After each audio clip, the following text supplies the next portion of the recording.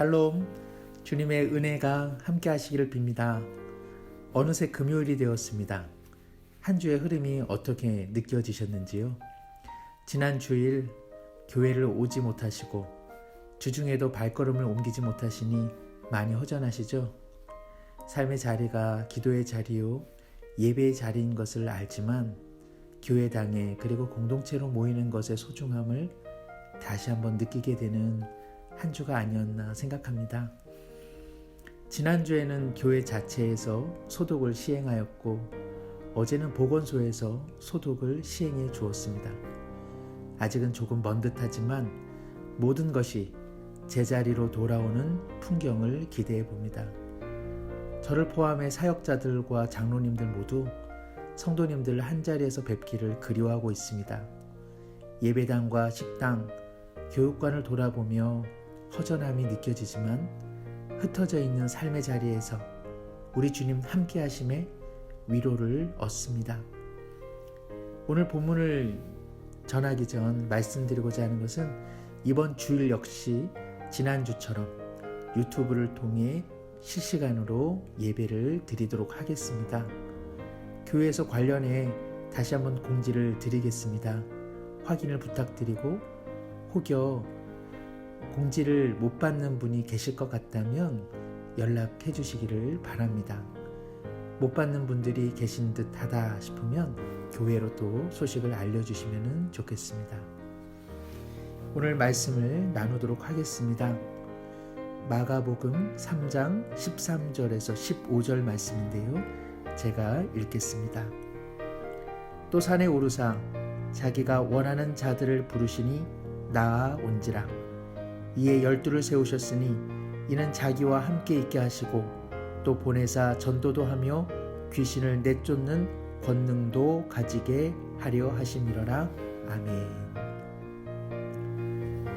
14절에 예수님께서 제자 12를 따로 세우십니다. 오늘 본문의 주요한 맥락은 예수님께서 12명의 제자들을 따로 세우시고 그리고 그 목적이 나타납니다. 첫째는 자기와 함께 있게 하심입니다. 둘째는 보내어 전도를 하게 함입니다. 셋째는 귀신을 내쫓는 권능을 행사하게 하려 함입니다. 많은 사람들이 예수님을 따랐습니다. 그러나 그중 특별히 12명의 사람들을 제자로 부르시는데 자기와 함께 있게 하는 특별한 교제의 목적이 예수님에게는 있으셨습니다. 예수님은 이들을 자신과 더 가까이 머물게 하셨습니다. 왜 그렇게 하셨을까요? 무엇보다 하나님 나라가 무엇인지 구체적으로 가르쳐 주기 위함이셨습니다. 그것은 말로만이 아니셨습니다. 또한 행함이셨고 그 행함은 섬김의 모습이셨습니다. 낮은 곳으로 흐르는 섬김의 본을 보여주셨습니다.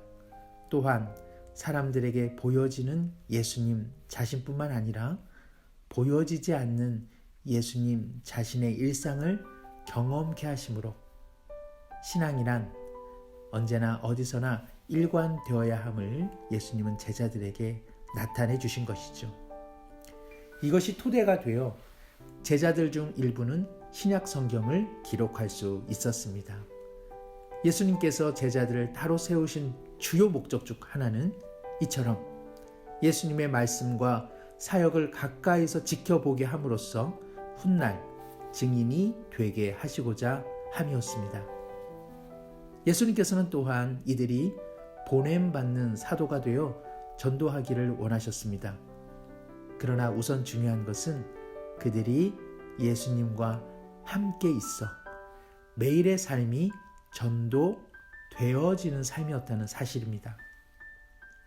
사랑하는 성도 여러분, 예수님을 전도하는 삶이 되기 위해서는 무엇이 앞서야 할까요? 예수님께 전도되어지는 삶이 우선되어야 합니다. 동의하시죠? 예수님의 전도 대상자는 사실상 두 그룹이었습니다. 한 그룹은 하나님을 온전히 알지 못하던 사람들입니다. 다른 그룹은 누구일까요? 하나님을 안다고 생각한 사람들이었습니다. 예수님께서는 전자의 사람들에게도 전도하셨지만 되려 많은 경우 후자의 사람들, 즉 하나님을 안다고 생각한 사람들에게 도리어 많은 전도를 하셨습니다. 그 대표적인 대상의 사람들이 누구이죠? 유대인들 그리고 바리새인들이었습니다. 그들은 하나님에 대해 잘 알고 있었다고 믿었지요. 그러나 그들은 하나님에 대해 잘못 알고 있었습니다. 우리가 말하는 전도 대상자는 누구입니까? 하나님을 잘 모르는 사람들이죠. 그러므로 유대인들과 바리새인 역시 하나님의 그리고 예수님의 전도 대상자가 된 것입니다. 그것은 제자들도 마찬가지입니다. 제자들이 예수님과 함께 있었다는 것은 예수님께서 끊임없이 그들을 전도하셨다는 것입니다. 이러니 예수님께 전도됨에 있어 어떻습니까? 우리도 예외가 될 수 없지요. 전도보다 더 중요한 것은 우리 자신이 예수님께 전도되어지는 것입니다. 하나님이 누구신지, 예수님이 누구신지를 더 깊이 알아가야 하고 깨달아야 한다는 것이죠. 그러면 예수님이 전하신 전도, 즉 전하신 도는 무엇일까요? 그것은 하나님 나라였습니다. 힘과 권력, 형식적 예배와 생명 없는 율법으로 이루어지는 나라가 아니라 오직 섬김을 통해, 자기 희생을 통해, 낮은 자를 향한 긍휼과 자비를 통해 이루어지는 새로운 나라를 예수님께서는 전하셨습니다. 그리고 예수님께서는 그 자신의 본과 십자가를 통해 그 실제적인 모습을 나타내 주셨습니다. 사랑하는 성도 여러분, 우리는 예수님을 전하기 앞서 우리가 날마다 예수님을 배우고 따라야 될 줄로 믿습니다. 그리고 15절, 제자들로 하여금 예수님께서는 귀신을 내쫓는 권능을 갖고 행사하도록 하셨습니다. 여기서 살펴볼 수 있는 것은 귀신 들린 삶을, 또 귀신 들린 사람을 한국적 문화 속에서 단순히 귀신에 매여 있는 삶으로만 인식해서는 안 된다는 것입니다. 당시 이스라엘 사람들이 귀신이 들렸다. 어떤 의미일까요? 신체적으로 먹지 못하였습니다. 정서적으로 돌봄받지 못한 사람들입니다. 경제적으로 극도로 취약했던 삶을 배경으로 하고 있습니다. 기본적인 삶의 요소가 구성되지 않을 때 사람은 몸과 마음이 쇠약해집니다. 정신도 혼미해집니다. 마침내 사람다운 삶을 살아내지 못하는 것이죠. 하나님의 형상으로 지음받은 그 삶을 살지 못하기에 날카로운 유리처럼 조각나고 깨어진 사람들, 바로 그들에 대한 표현이 귀신 들린 사람입니다. 그러므로 제자들이 귀신을 내쫓는 권능을 가진다는 말은 단순히 귀신을 내쫓는다는 것이 아닙니다. 주님을 만나 하나님의 자녀로, 하나님의 형상으로 회복되도록 돕는 것을 의미합니다. 그리스도로 말미암아 생명을 얻어 온전한 삶의 자리로, 일상의 자리로 돌아가도록 하는 것을 의미하는 것이죠. 이것이 바로 예수님께서 제자들을 부르시고 자신과 함께 있어 배우게 하시며 따로 세우신 까닭입니다. 예수님께서는 자신이 세상을 떠나신 후, 그리고 자신이 한 일을 바로 이 제자들이 하기를 원하셨습니다. 그러나 사랑하는 성도 여러분, 예수님께서 제자들을 따로 세우셨고 자기가 원하는 자들을 부르셨다는 것은 제자들만의 이야기일까요? 이 본문을 읽는 우리 모든 자에게 하나님이 기대하시는 바가 아니겠습니까? 우리는 압니다. 주님께서 원하는 자들을 부르셨을 때 우리 이름도 거기 있다는 것을. 우리는 압니다. 주님께서 제자들을 따로 세우셨을 때 우리도 제자로 세우고 계시다는 것을. 우리는 또한 압니다. 주님께서 제자들을 곁에 두사 훈련시키신 것처럼 우리도 제자로 훈련시키고 계시다는 것을 우리는 압니다. 주님께서 우리에게 무엇이 하나님 나라인지 날마다 전도하고 계시다는 사실. 그리고 우리는 압니다. 유리처럼 깨어진 사람들이 하나님으로 말미암아 하나님의 형상다운 삶을 살도록 우리를 사용하고 계시다는 사실을 동의하시죠? 많이 들어보신 것처럼 제자라는 말은 영어에서 훈련하다라는 말과 연관되어 있습니다. 그리스도인들은 모두가 예수님의 제자로 부름받았습니다. 그러므로 제자의 삶이란 훈련받고 훈련하고 훈련되어지는 삶이라 말씀드릴 수 있습니다. 사랑하는 성도 여러분, 하나님과의 관계에서 우리는 사랑받는 자녀로 부름받았습니다. 그러나 동시에 주님을 따르는 제자들로 부름받았습니다. 우리 모두 주님과 더욱 함께 있어 주님의 마음을 배우기를 원합니다. 하여 세상으로 보냄받은 사명자로서 모든 사람이 하나님의 형상다운 삶을 살아내는 일에 제자로 쓰임받는 축복이 있기를 간절히 소망합니다. 이 시간 잠시 삶의 자리에서 함께 기도하시면 어떨까요? 첫 번째 기도하실 때에 오늘 함께 나눈 말씀처럼 우리를 사랑하사 자녀 삼으시고 원하셔서 제자로 부르시는 하나님의 마음, 주님의 마음을 늘 배우게 하여 주옵소서. 주님과 함께 있기를 기뻐하게 하시고 주님의 말씀으로 내가 먼저 날마다 전도되어지게 하여 주옵소서. 하여 이웃들의 삶에 주님의 큰 은혜의 생명이 회복되는 일에 내 자신이, 우리 가정이 사명자로 쓰임받게 하여 주옵소서.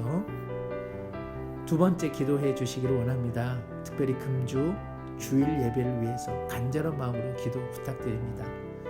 삶의 자리, 가정의 자리가 예배당이 되게 하여 주옵시고 구별된 마음으로 온 가족이 함께 예배 드릴 때에 주님 그곳에 함께 하여 주옵소서. 주님을 새롭게 만나게 하여 주시고 한 주를 주님의 제자로 사명자로 살아가는 일에 부족함 없게 하여 주옵소서. 무엇보다 코로나19로 인해 나라와 민족이 큰 혼란과 아픔 가운데 놓여져 있는데 주께서 다시 한번 위로와 치료를 베풀어 주옵시고 이 사태가 은혜 가운데 마무리되어 줄 수 있도록 돌아보아 주옵소서. 이 시간 우리 함께 잠시 기도하겠습니다. 하나님 아버지 감사합니다. 주님께서 우리를 부르시고 우리를 원하셔서 사랑받는 자녀로 또 제자로 불러주시니 진실로 감사를 드립니다. 제자들이 주님 앞에 주님과 함께 살아가며 주의 마음 배운 것처럼 우리도 늘 주님의 마음을 배울 수 있도록 은혜를 베풀어 주옵시고 하나님의 말씀으로 주의 심령으로 날마다 전도되어지게 하여 주옵소서. 이 땅 가운데 깨어진 사람들, 파편된 유리조각처럼 아픈 삶을 사는 자들에게 일상의 자리로 돌아가는 은혜의 일을 다시 한번 주의 복음의 생명으로 감당하게 하여 주옵시고 저들을 살려내는 일에 사명자의 삶으로 살아가게 하여 주옵소서. 금주 가정에서 삶의 자리에서 드려지는 예배를 기억해 주옵시고 그 자리가 수요중앙교회 예배당이 되게 하여 주옵소서. 사랑하는 자녀들 온 가족이 임마누엘 함께 하시는 주님 의지에 예배드리게 하여 주옵시고 영광을 받아주시며 한 주를 살아갈 수 있는 힘과 능력, 소명자의 은혜를 충만히 누릴 수 있도록 주여 예배 가운데 임재하여 주옵소서. 좋으신 하나님 아버지 감사합니다. 예수님께서 원하는 자들을 부르셔서 제자들을 세우실 때 우리도 불러주신 줄 믿습니다. 저들이 주님과 함께하여 주님께 전도되어지고 주님의 사역을 위임받은 사명자가 된 것처럼 우리도 주와 함께 있어 주님을 배우고 주님의 제자로 살아갈 수 있도록 은혜 베풀어 주옵소서. 주님께서 이곳에 계시기에 하시는 그 일을 주님의 손과 발 되어 감당하는 제자 공동체가 되게 하여 주옵소서. 금주 주일 모든 성도들의 삶의 자리가 수유중앙교회 예배당이 되게 하여 주옵시고 찬송과 기도를 통해 영광 받으시며 주의 말씀에 더욱 청종하게 하여 주옵소서. 우리의 신앙의 일상이 얼마나 소중한 것이었는지 다시 한번 감사함으로 주님 앞에 나가게 하여 주옵소서. 코로나19로 인해 아파하고 힘겨워하는 이웃들을 위로하여 주옵시고 우리 민족 가운데 회복의 은혜를 주옵소서. 주님을 아는 푸르고 푸른 그리스도의 계절을 주여 봄처럼 허락해 주옵소서. 의지하오며 예수님의 이름으로 기도드립니다. 아멘.